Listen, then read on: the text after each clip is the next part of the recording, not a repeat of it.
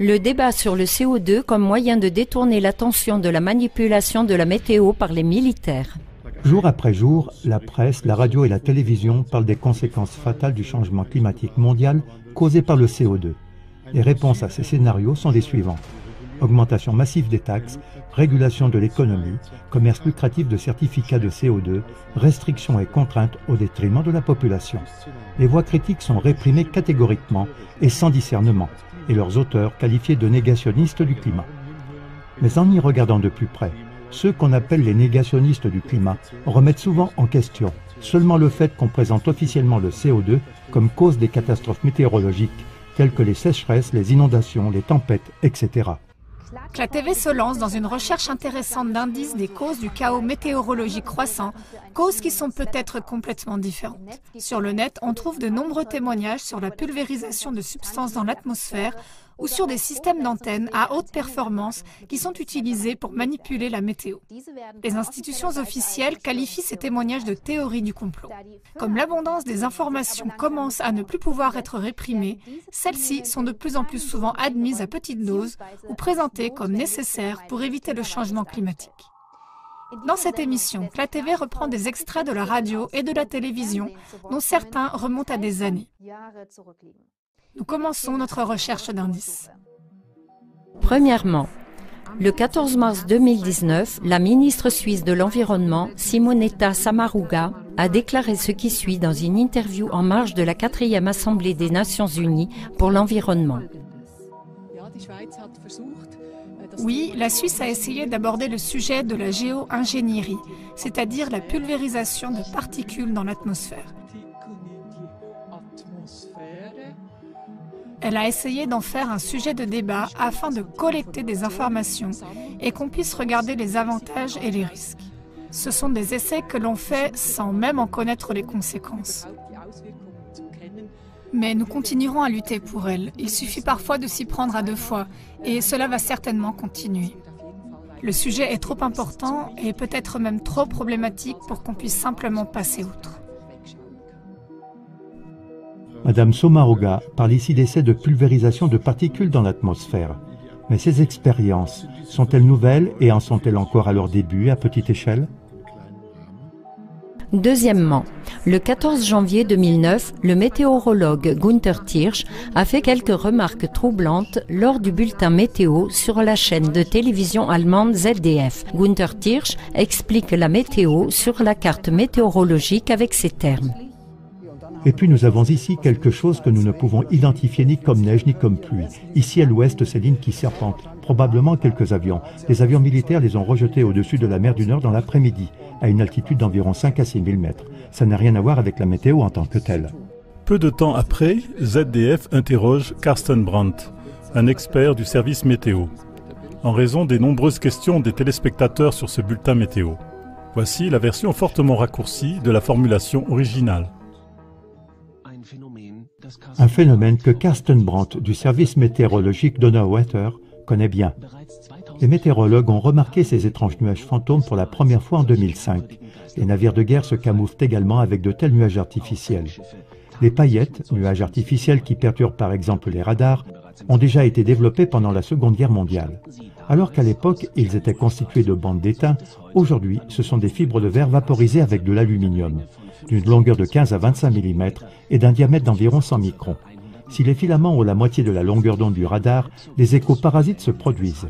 Quand on voit les énormes nuages fantômes provenant de la direction de la côte néerlandaise, on peut penser que des tonnes de cette substance descendent sans cesse sur la République fédérale. Nous mettons en place des zones de respect de l'environnement et d'autres, et apparemment la zone de respect de l'environnement ne s'applique pas à une hauteur de 4 ou 5 000 mètres au-dessus de la mer du Nord et ne s'applique pas au-dessus de l'Allemagne. Peu importe donc ce qui s'y répand, ce qui est répandu là ne joue aucun rôle. Je trouve cela incroyable. Même si ces nuages ne proviennent pas des forces armées allemandes, que personne ne se sent responsable des substances qui tombent régulièrement sur l'Allemagne et qui sont en fait interdites, les météorologues considèrent tout cela comme étant tout simplement absurde.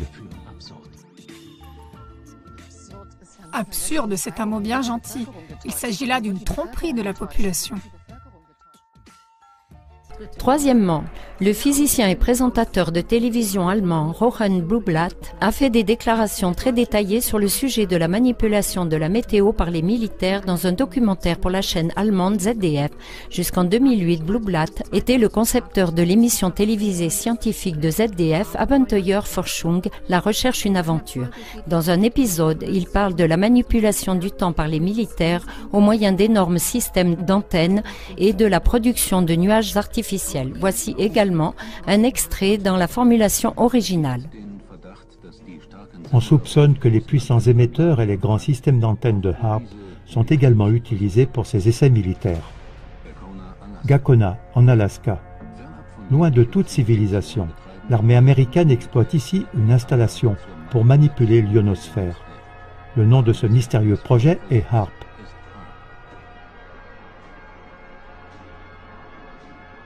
Une immense forêt d'antennes peut émettre des ondes radio dans l'ionosphère. Avec les ondes radio, on essaye de changer l'ionosphère. Les ondes radio pompent l'énergie dans cette couche de particules chargées électriquement. L'ionosphère est chargée, se dilate en ses points et présente des perturbations. Une possibilité de causer des difficultés à l'adversaire militaire. Mais officiellement, HAARP est uniquement destiné à être utilisé pour la recherche sur l'ionosphère. Blublatt fait également état d'une installation similaire près de Troms en Norvège.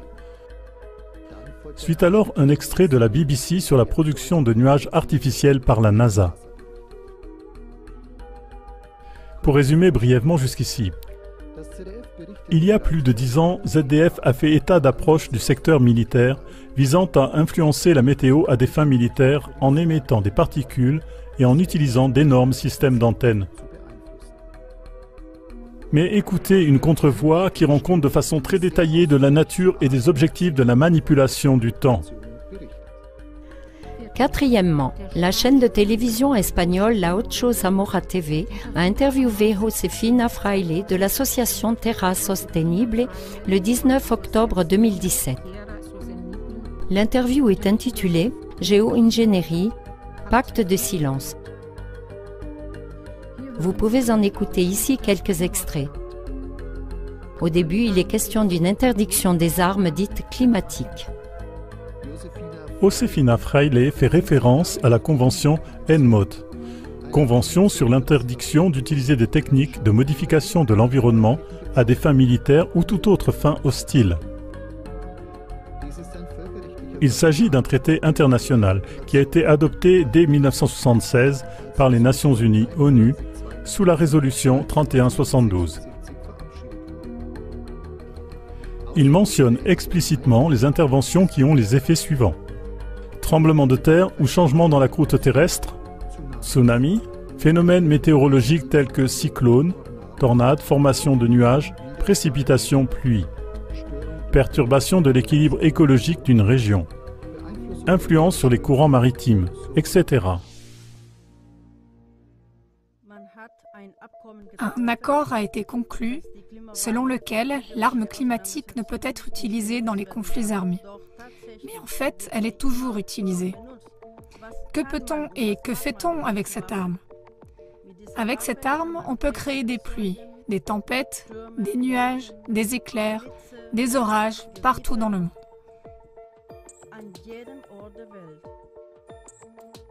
Ou le contraire, on peut dissoudre les fronts de pluie,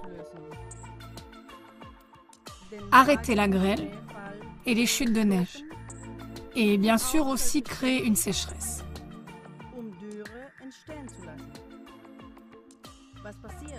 Que se passe-t-il? Cette arme de contrôle du climat, quiconque la possède a un contrôle absolu sur les ressources de la planète, en particulier sur les ressources alimentaires.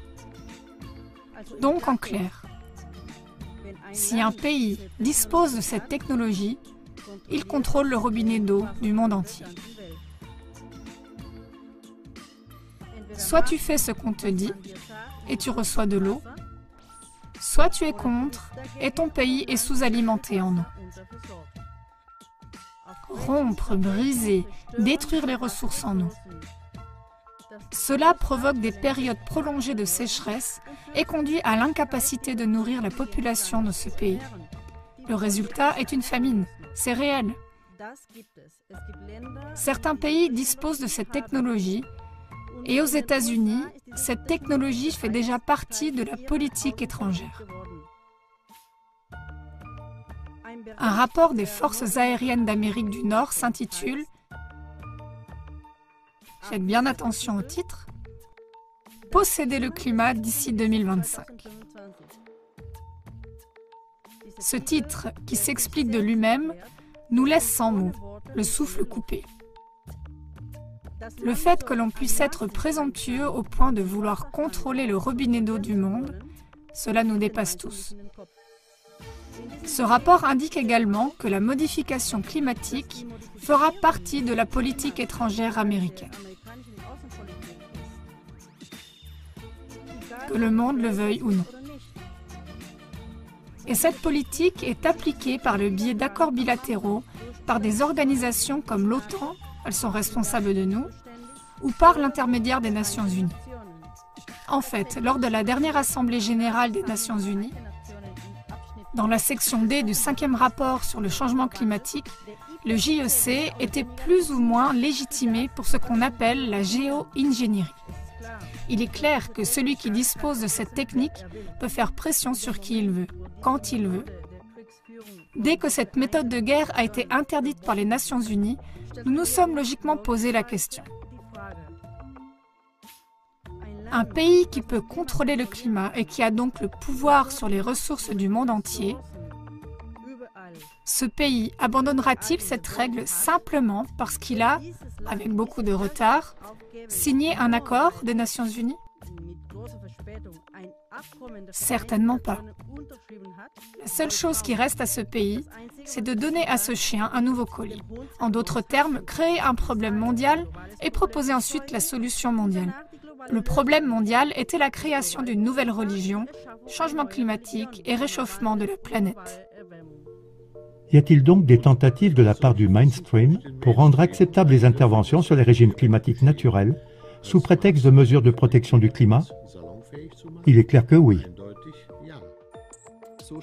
Déjà en 2015, par exemple, la radio suisse SRF 4 a présenté une sorte de protection solaire pour la Terre dans les hauteurs de l'atmosphère. Selon Thomas Peter, chimiste de la nosphère à l'École polytechnique fédérale de Zurich, cela peut se faire par exemple avec d'innombrables petites particules qui volent dans l'atmosphère comme de minuscules miroirs.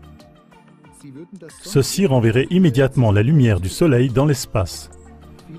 De nombreux experts et organisations environnementales sont très sceptiques à l'égard de la géo-ingénierie.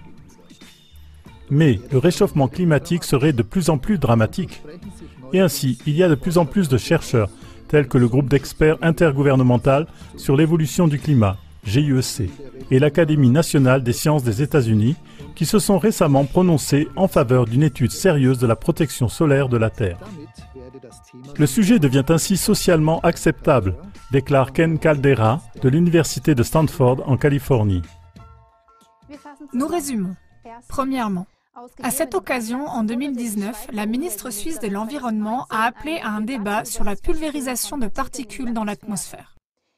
Deuxièmement, il y a plus de 10 ans, des experts en météorologie et des journalistes spécialisés parlaient déjà dans les médias officiels de pratiques illégales de manipulation de la météo, par exemple en pulvérisant des particules ou en intervenant dans l'ionosphère par des ondes radio extrêmement fortes. Troisièmement, Josefina Freile a dévoilé les intérêts militaires qui se cachent derrière l'utilisation des armes prétendues climatiques interdites en 1977 pour la raison déjà évoquée. Elle voit la tentative de rendre acceptables les armes climatiques interdites en les renommant programmes de protection du climat. Dans ce contexte de forts intérêts de puissance militaire, on peut comprendre que les médias officiels attisent désormais tous ensemble la peur du CO2 et ne disent plus un mot sur des causes complètement différentes de sécheresse, d'inondations et de catastrophes météorologiques de toutes sortes. Se pourrait-il que, compte tenu de tous les faits mentionnés dans cette émission, la panique autour du CO2 représente plutôt une gigantesque distraction et une tromperie de la population qui est en fait contrôlée et affaiblie par des substances nocives pour la santé pour des raisons peu convaincantes? Une protection efficace de l'environnement commence par la recherche des causes graves de la destruction de l'environnement et la sensibilisation du public à ces questions. CLA TV reste à votre service. Nous acceptons volontiers les dépositions et des informations de témoins.